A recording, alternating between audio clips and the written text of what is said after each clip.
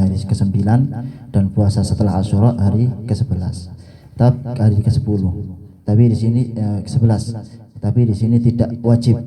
Dalam artian kalau memang bisa 3 hari boleh, 2 hari boleh, tapi 1 hari juga boleh. Kalau memang mampunya cuma 1 hari yaitu Asyura.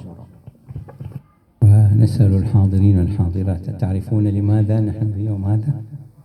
ما هي فضيلة هذا اليوم ولماذا أمرنا رسول الله بصيامه؟ Apakah kalian tahu semua apa keutamaan hari ini sehingga Rasulullah SAW menyuruh kita untuk berpuasa? Apa keutamaan itu? Ada yang tahu? Apa penyebab di situ Rasulullah memerintahkan untuk memuliakan hari ini?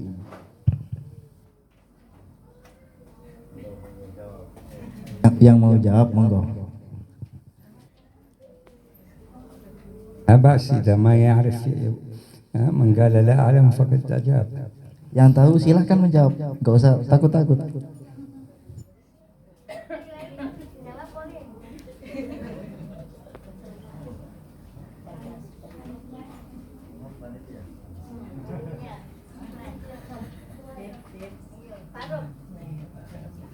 عندما دخل رسول الله صلى الله عليه وسلم المدينة صلى الله عليه وسلم في الهجرة فرأى أهل المدينة أو اليهود يصومون يوم عاشوراء فسألهم لماذا تصومون هذا اليوم فقالوا ذلك يوم نجى الله فيه نبينا موسى.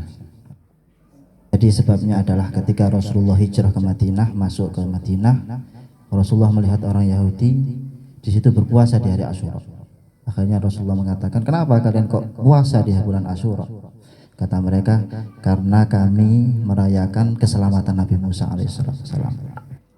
فقال نحن أولى بموسى منكم لأنه أخوه الأنبياء إخوة فنحن أولى بسيدنا موسى منكم في صيام هذا اليوم ولكن حتى هو فصامه يوم التاسع قال إن عشت في السنة الأخرى لنصومن يوما قبله أو يوما بعده. Akhirnya Rasulullah mengatakan, kami yang lebih berhak untuk merayakan hari ini karena Rasulullah adalah termasuk saudara Nabi Musa. Karena apa? Para nabi itu ba'dhum sebagiannya saudara dengan yang lainnya. Dan Rasulullah mengatakan, kalau bisa insya Allah tahun depan saya akan puasa Asyura ditambah puasa Tasu'a. لذلك استحب في شرعنا هذا الدين العظيم الشكر لله سبحانه وتعالى على كل نعمة أنعمها الله عليك. لذلك إذا ولد لك مولود سن لك أن تعمل العقيقة. إذا بنيت بيتا جديدا سن لك أن تعمل الوكيرة أو طعام الوكيرة كما يقولون في اللغة العربية. Oleh karena itu dari hadis ini kita tahu bahwasanya Islam mengajarkan untuk syukur kepada Allah Subhanahu wa taala ketika terjadi sebuah nikmat. Semisal ada anak lahir, ada namanya akikoh. Kemudian kalau punya rumah baru, ada selamatan biasanya. Ini kalau bahasa Arabnya namanya wakiro. Nah. وهكذا في كل أفعال المسلم إذا وجدت نعمة حمدت الله سبحانه وتعالى وإذا وجدت نقمة صبرت واحتسبت. Begitulah sifat seorang mukmin ketika menerima nikmat dari Allah, maka memuji kepada Allah alhamdulillah. Tapi ketika terdapat musibah, maka membaca subhanallah, kemudian mengoreksi apakah punya dosa apa tidak. ولذلك نحن نحمد الله إذا ربنا أكرمنا واجتمعنا على مائدة رسول الله على مائدة أهل بيت رسول الله نحمد الله على هذه النعمة التي أنعم عليها بالاجتماع. Alhamdulillah, saya sangat bersyukur saya bisa bertamu kepada dzurriyyah Rasulullah. Mudah-mudahan perkumpulan ini perkumpulan yang barokah. هذه البركة تشمل ليس فقط أهل المكان هذا بل تشمل المنطقة كلها لأن نحن هكذا ظننا الجميل. المكان الذي يقام فيه شعيرة من شعائر الله يقام فيه ذكر لله يقام فيه علم من علوم الإسلام يقام فيه صلوات على الحبيب صلى الله عليه وسلم يكون هذا المكان فيه رحمة فيه نور. هذا النور يمتد إلى من حوله من البيوتات. Bukan hanya itu, yang mendapatkan rahmat barokah itu bukan hanya tempat desa ini, tapi seluruh ada di kota Surabaya ini insya Allah mendapatkan barokah. Karena apa? Begitulah, karena ketika ada sebuah tempat kemudian dibuat untuk ibadah, dibuat untuk zikir kepada Allah, salawat kepada Nabi, itu nanti pinggir-pinggirnya atau tetangga-tetangganya itu juga merasakan rahmat, sakinah. قد يقول يسأل بعضكم كيف ذلك؟ ما هو الدليل؟ نحن نقول في إشارات من الحبيب صلى الله عليه وسلم. Kalau saya tanya apa dalilnya kok bisa bilang gitu? Bahwasanya satu ibadah kemudian yang lain bisa dapat rahmat. Ini dalilnya. أنا بعض الصحابة وهذا من أخلاق الحبيب صلى الله عليه وسلم إذا جاء إن لم يخني اسمه عثمان بن مظعون صحابي قال يا رسول الله وددت أن تأتي إلى بيتي فتصلي فيه. Ini ada sebuah dalil bahwasanya sahabat Utsman bin Maz'un, beliau mengatakan saya ingin sekali engkau datang ke rumah saya kemudian sholat di rumah saya. فقال له أجابه الرسول إن شاء الله نفعل. Akhirnya Rasulullah mengatakan, ya insya Allah saya akan sholat di rumahmu. فلما حضر إلى بيته وهو واقف قال أين تريد أن نصلي في هذا المكان؟ Ketika datang di rumahnya, beliau berkata kepada sahabat Utsman bin Maz'un, mana tempatnya yang mau disolati? Di mana? Di kamar mana? وصلى في قال له هذا المكان فصلى فيه صلى الله عليه وسلم ركعتين. Akhirnya beliau mengatakan, ten mriki Rasulullah. Akhirnya Rasulullah sholat ten mriku. هذه دلالة أنه يعني عندما حضر صلى الله عليه وسلم أو إذا ما تأمر أحد أبناء رسول الله أو أولاد رسول الله أو آل بيت رسول الله أو من العلماء العاملين الذين هم ورثة الأنبياء فيصلون في بيتك أو يحضرون في بيتك أو يحضرون في معهدك أو يحضرون هذا يحصل البركة في هذا المكان. Ini merupakan dalil bagi siapapun dari kita ketika ada orang ulama, ahlu bait, kemudian datang ke rumah kita, kemudian sholat di situ, berdoa di situ, berzikir di situ, maka di situ pasti ada barokahnya. والبركة لا تتعدى هذه الأشياء أخرى أيضا. يعني إذا كان الإنسان اتخذ مكانا مصلى له في بيته إذا مات وانقطع عن الصلاة في هذا المكان أو الذكر بكى عليه هذا المكان.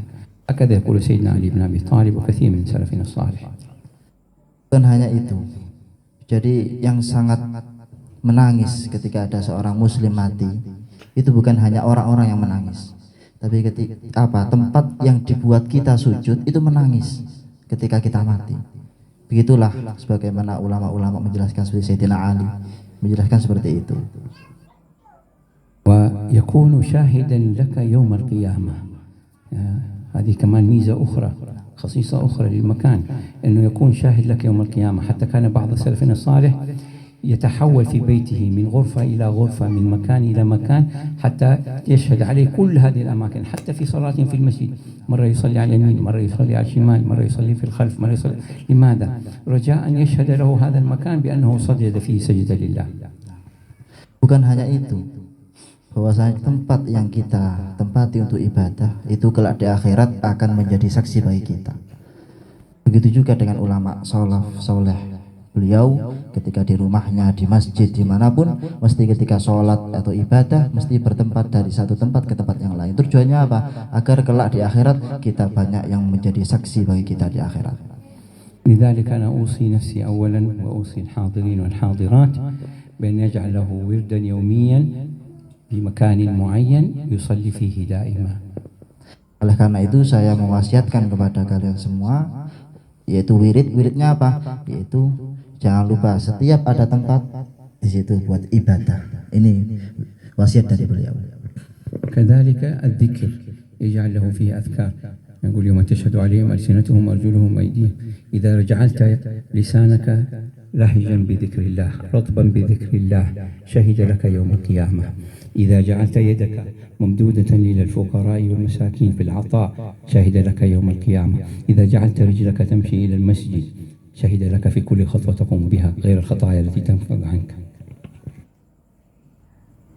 Begitu juga yang menjadi saksi bukan hanya tempat, tapi anggota badan kita juga menjadi saksi. Oleh karena itu beliau berwasiat, perbanyak zikir, perbanyak bersedekah, perbanyak untuk pergi ke masjid, ke tempat-tempat ibadah. Karena apa? Semua lisan, tangan, kaki ini akan menjadi saksi di akhirat, di akhirat nanti. كان أحد الصالحين رأى في رؤيا منامية، وهذه قريبة جدا يحكيها لنا بعض مشايخنا، رأى رسول الله 3 أيام كل مرة يوصيه أن يذهب إلى فلان ويقول له أنت ما يسلم عليك رسول الله ويقول أنت معي في الجنة. Sebagian ulama salaf ada yang setiap harinya itu mimpi Rasulullah 3 kali satu hari. Dan Rasulullah mengatakan kamu nanti di akhirat berserta saya.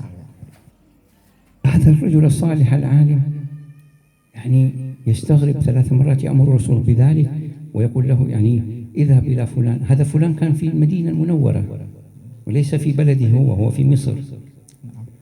Kemudian Rasulullah di dalam mimpi itu menyuruh orang ini untuk pergi ke Mesir menemui seorang. Itu. Akhirnya orang ini menganggap kok bisa orang Mesir, saya dimimpini sama Rasulullah dan disuruh untuk ke Mesir menemui orang ini. فشد الرحال إلى الحرمين، أدى العمرة ثم ذهب إلى مدينة رسول الله، ثم سأل عن هذا الرجل، سأل عنه أصحابه أقرباءه وجيرانه حتى عرف من هو. Akhirnya orang yang di Mesir ini karena diberi tahu oleh Rasulullah untuk menemui seseorang, akhirnya orangnya ini umroh kemudian tawaf, setelah tawaf kemudian ziarah ke Rasulullah. Ketika di Madinah beliau berkata, siapa orang ini? Karena saya disuruh Rasulullah untuk menemuinya.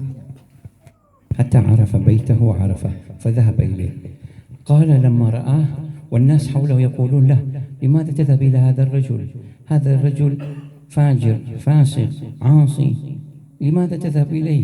أنت رجل يبدو عليك من أهل الصلاح والخير، كيف تذهب لهذا؟ قال أمرني رسول الله لا بد أن أذهب إليه.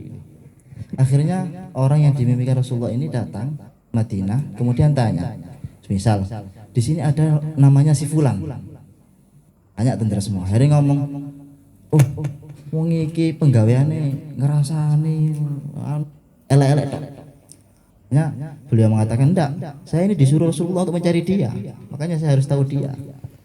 لما وصل إليه وسلم عليه قال له أنت فلان؟ قال نعم أنا فلان. قال أنا مرسول من سيدي رسول الله يقول كذا وكذا، يسلم عليك ويقول أنت معه في الجنة. لما سمع هذا الرجل صار يبكي، رسول الله يسلم عليه وأنا أفجر أهل المدينة وأفسق أهل المدينة، لا أصلي لا أصوم لا كذا لا كذا، كثير المعاصي، ورسول الله يطلب مني يعني يقول أنني معه في الجنة، كيف هذا؟ Orang yang dari Mesir ini datang ke Madinah, kemudian bertemu dengan orang yang tadi yang dikatakan dia itu orang pengecut, orang jelek, penjahat. Kemudian salam, wahai fulan, saya datang ke sini disuruh oleh Rasulullah SAW untuk menyampaikan salam kepada kamu, bahwasanya Rasulullah mengatakan kamu nanti di akhirat beserta Rasulullah. Akhirnya orang ini nangis, kok bisa? Saya ini pendosa, penjahat, banyak dosanya, nggak direken sama tetangga-tetangga saya. قال له هذا الشيخ لكن تذكر لعل لك شيء خصلة، لعلك فعلت شيء جعلك مذكورا عند رسول الله. Akhirnya kata Syekh ini, tenang, kamu sekarang mikir dulu. Dulu kamu apakah pernah melakukan sesuatu yang sehingga di situ perbuatan ini dicintai oleh Rasulullah? قال لا أذكر شيئا إلا أني كان لي جار توفي وله أيتام صغار، فنذرت لله أن أقسم مالي قسمين، قسم لأطفال اليتيم هذا جاري وقسم لأولادي، لا أعطي أولادي حتى أعطي أولاد الأيتام. Akhirnya saya ingat, kata beliau orang pendosa ini, saya itu suatu hari punya tetangga mati, kemudian meninggalkan anak-anak yatim. Kemudian saya bersumpah bahwasanya harta saya ini akan saya bagi 2. Yang satunya untuk saya, yang satunya untuk si aitam ini, itu anak-anak yatim. Dan saya tidak akan memberi makan anak saya sebelum saya memberi anak yatim makan ini. هذا هو هذه الخبيئة التي جعلتها بينك وبين الله، فالله أكرمك، أنا وكافل اليتيم كهاتين في الجنة. Nah, akhirnya kata orang Mesir ini yang dimaksud. Karena apa? Karena kamu telah menanggung anak yatim. Sebagaimana hadis Rasulullah SAW, saya dengan orang yang menanggung anak yatim seperti dua jari. لو هيا معي إلى الحرم اغتسل تعال معي إلى الحرم وزور نبيك محمد صلى الله عليه وسلم. Sudah, kata orang Mesir ini bilang, ya sudah kalau gitu ayo saya ajak kamu, sekarang kamu mandi, kemudian kamu ziarah ke Rasulullah SAW. وقال هذا الشيخ في طول طريق هذا الرجل ما زال يبكي يبكي حتى يستغربون الناس لماذا يبكي، حتى دخل إلى المدينة وسلم على سيدي رسول الله ثم قال له اركع ركعتين، ركع الركعة الأولى ثم الثانية وهو ساجد جاءه ملك الموت ومات. Akhirnya orang pendosa ini nangis terus, nangis teringat dosa-dosanya. Tapi kok dicintai dengan Rasulullah. Akhirnya datang ke Madinah, kemudian salam, setelah salam kemudian sholat 2 rakaat. Sholat di tengah-tengah pada waktu beliau sujud, ternyata pendosa ini mati atau meninggal. Ini adalah husnul khatimah. نعم حسن الخاتمة. لا تغتر بعملك ولا تقول مضى من عمري كذا ولو بقي من عمري كذا أو ما زلت صغيرا أو ما زلت كذا. افعل الخير لا تعدم جوازه، فالله سبحانه وتعالى هكذا يقول يجزي على الصغيرة والكبيرة، من يعمل مثقال ذرة خيرا يره ومن يعمل مثقال ذرة شرا يره. إذن العبرة بالخواتيم ليس بالأوائل، فلا تنتقد أحدا ولا تقول لأحد نحن نوصيكم أنفسنا، اجعل لك خبيئة مع الله سبحانه وتعالى. Karena itu kita jangan terlalu meremehkan amal kita. Meskipun amal kita sedikit besar, kita harus tetap beramal. Kita harus yakin, karena Allah Subhanahu wa taala itu tidak melihat apakah amal itu sedikit, amal besar. Sebagaimana firman Allah, "Faman ya'mal", barang siapa beramal meskipun seatom, itu pasti akan dibalas oleh Allah. لذا يستحب مشايخنا في عاشوراء حتى بعضهم أوصلها إلى 10، لكن ما صح منها إلا 2، وهو صيام يوم عاشوراء والتوسعة على الأولاد أو العيال. التوسعة بقدر ما تستطيع على الزوجة وعلى الأولاد، تعطيهم شيء من النفقة إذا كنت تعطيهم مثلا قليل أو مبلغ معين في يوم عاشوراء، يستحب أن تعطي أكثر. هذه من التوسعة. وكثير منها قالوا زيارة اليتيم، زيارة المسح رأس اليتيم، الاكتحال، التصدق، زيارة الصالحين والعلماء، التماس المواطن الخير، الاستغفار، كثرة الصلاة على النبي، كثرة الصلاة في هذا اليوم، قراءة بعض 10 سور من القرآن، كلها فضائل إن شاء الله تدخل في باب الفضائل وإن كان أحاديث فيها ضعيفة. Jadi beliau berwasiat di hari Asyura ini kita memperbanyak amalan. Tapi perlu diketahui amalan yang sahih cuma 2, yaitu puasa, kemudian yang kedua adalah memperluas nafkah kepada istri dan anak. Tapi beliau mengatakan ini bukan berarti kita tidak boleh beramal yang lain. Boleh. Cuman beliau cuma memberitahu bahwasanya yang ada hadis sahih dari Rasul cuma 2. Tapi yang lain terserah. Kalau mau bersedekah monggo, kalau mau silaturahmi, membaca surat Al-Qur'an, terserah. هكذا ديننا دين الإسلام، دين الحنيفية، دين الوسطية، دين عظيم يجدد الله لنا فيها المواسم حتى نرجع إليه. يقول لك يا عبدي اقبل علي، يا عبدي تعال إلي. يأتيك موسم أول محرم، ثم يأتيك 10 عاشوراء، ثم يأتيك رجب، ويأتيك بعد كذا شعبان، صلاة على النبي، ثم يأتيك شهر رمضان، مواسم الخير والبركة، ثم يأتيك العيد، ثم يأتيك الحج، وهكذا مواسم تتجدد حتى في أيام الأسبوع، يوم الجمعة. كل هذه مواسم الله يدعوك للرجوع إليه، فلماذا لا ترجع إليه؟ Beginilah yang namanya Islam. Jadi agama Islam itu mempunyai mawasim. Mawasim itu musim atau waktu. Waktunya itu ada tahunan, ada bulanan, ada mingguan, ada harian, ada 5 waktu. Ini semuanya tujuannya apa? Tujuannya Allah mengajak kita untuk selalu ingat kepada Allah Subhanahu wa taala. Contohnya seperti Sya'ban, nisfu Sya'ban. Kemudian Maulid, bulan Maulid, merayakan Maulid. Kemudian Muharram, Asyura dan yang lainnya. على كل حال يعني هذه خواطر وردت في بالي، يعني التعاضد والتسامح والمحبة التغاضي عن كثير مما يحصل ما بين الأشقاء والأخوان والأصحاب والجيران. التغاضي هذه كلها هذه صفات المسلم الذي لا يأبه لهذه الأشياء، يأكل دائما بحسن الظن، حسن الظن بالمولى وحسن الظن بعباده. نسأل الله سبحانه وتعالى أن يوفقنا لذلك. Oleh karena itu beliau berwasiat kita harus menjaga kerukunan. Kalau memang ada perpecahan, mari dibenahi lagi. Karena itu biasa manusia sifatnya saling berpecahan, tapi harus kembali lagi karena kita semua adalah saudara. Mudah-mudahan kita diberikan husnul khatimah. ونختمها على عجالة كما ذكروا من أخواننا إن شاء الله بإجازة، وهي نجيزكم في قراءة راتب الإمام الحداد لما فيه من الخير العظيم، من ضمنها كما يقول الإمام عبد الله الحداد نرجو لمن واظب عليها حسن الخاتمة. Beliau mengijazahkan kepada kita semua yaitu Ratib Imam Al-Haddad. Nah, bilang bersama-sama qabilna ijazah. أجزتكم Qabilna ijazah. بارك الله فيكم. وكذلك قراءة الأوراد والأذكار التي موجودة كثيرة في كتب لعلها عندكم وعند مشايخكم وسلمان وأحبابنا هؤلاء، يعني موجودة إن شاء الله. حاولون قدر ما تستطيع أن تواظب عليها. تواظب على القليل أفضل من الكثير والذي تنساه، وأهمها الصلاة على النبي صلى الله عليه وسلم. اجعل لك ورد يومي في الصلاة على النبي صلى الله عليه وسلم. Jadi kalau sampean sudah punya wirid-wirid, ya dibaca wirid-wiridnya itu. Dimanapun wirid-wiridnya itu semuanya baik. Jadi harus punya wirid, terutama sholawat kepada Rasulullah Sallallahu Alaihi Wasallam. الله سبحانه وتعالى أن يوفقنا لمحابه، أن يجعل اجتماعنا هذا اجتماع مرحوم، وتفرقنا من بعد تفرق معصوم، ولا يجعل فينا ولا منا ولا معنا شقيا ولا محروما. يا الله قد مددنا كفنا إليك في هذه الساعة المباركة في هذا البيت المبارك.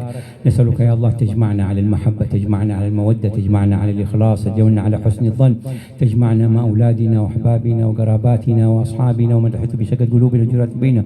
لا تجعل في قلوبنا غلا للذين آمنوا ربنا إنك رؤوف رحيم.